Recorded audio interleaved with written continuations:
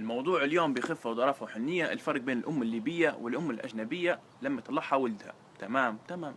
أول شيء الأم الأجنبية ما تطلبش من ولدها أنه هو يطلعها، عندها سيارتها وعندها مواصلاتها وعندها صاحباتها ومكتفية بذاتها ومنظمة أمورها. الولد يطلعها تطوعا منه، هو يبي يقضي شوية وقت مع أمه.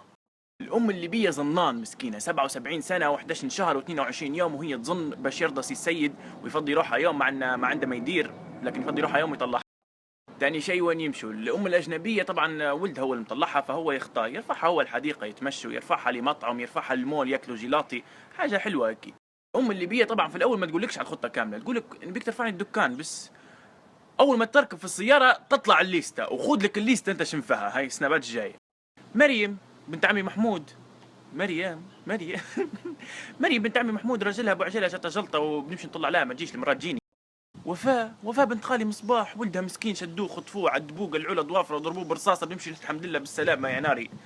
انا اللي يا ناري يما، هو مش يا ناري، انا يا ناري. قبل معاي رجل عمتها طاح من فوق السطح على راسها تفشخ مسكين توفى الله يرحمه، خلى 5 صغار يا ناري نمشي نعزاها فيه. نوريه جارتنا زمان بنتها الصغيره لضخ حنش راقده في الطبي مسكينه بنمشي نزورها. كلها كوارث، ما فيش خبر مفرح ابدا. انت بعد ما تكمل الكوارث هذو كلهم وتفرح خلاص بنروح للحوش، تطلع لك امك بشبحه هيك، سلم ولادي في محل معين فاتح جديد قالوا عنده صفر تهبل ولا ناقصين علي صفر، سلم ولادي. صفر شنو ناقصين عليك يما؟ صفر شنو؟ احنا الصفر اللي عندنا نوزعهم على ليبيا كلهم ويفضل. لا والمشكله المحل وين تلقاه؟ في ابعد نقطه عليك، انت تسكن في جنزور، المحل في عين زاره في تاجوره حاجه هيك.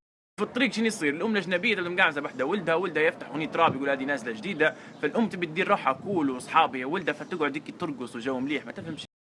الام الليبيه خليك من الاغاني، تلقاها مسكينه ملصقه الكرسي نتاعها جنب الفودره وتلقاها فاتحه عيون هيك وخايفه ورد بالك وسياره ومطب وتشد في فرنوات معاك وانت اول مره تسوق ما تعرفش تسوق. المروح الاخير خلاص. الام الاجنبيه تقول لي ولدها درسنا هنا في بحيره خلينا نتفرجوا على غروب الشمس مع بعض، موضوع من كتر الرومانسيه لين يوجعك هيك في وسط قلبك. الام الليبيه حتى هي تقول لك درس، لكن درس على شنو؟ درس على محل مواد تنظيف، انزل جيب لنا ممكن سحرش على وجهي نت فكرتها يما وات اباوت. في الاخير لما يروحوا الام الاجنبيه تعزم ولدها تقول تعالى انزل نحتسي فنجان من القهوه في الحديقه ونكمل حديثنا، بس هذه نهايتها. هي استناني نص ساعه نلبس بتوصلني العرس بنت خالة بنت عمت والجدة باباي بنت سيدي من امها بالرضاعه. محل معين قلت لكم في عين زاره في تاجوره، لا العرس في الخمس في زليطن في صبراته في بن قردان، مرات امك عندها معارف من تونس عادي جدا. وبعد ما يتم اليوم الام الاجنبيه تروح الحوش نزل بوست على الفيسبوك صورتها هي وولدها وتكتب كان يوم جميلا واستمتعت بوقتي وعلى امل اللقاء قريبا، وانا مش عارف علاش ندوي لغه عربيه فصحى.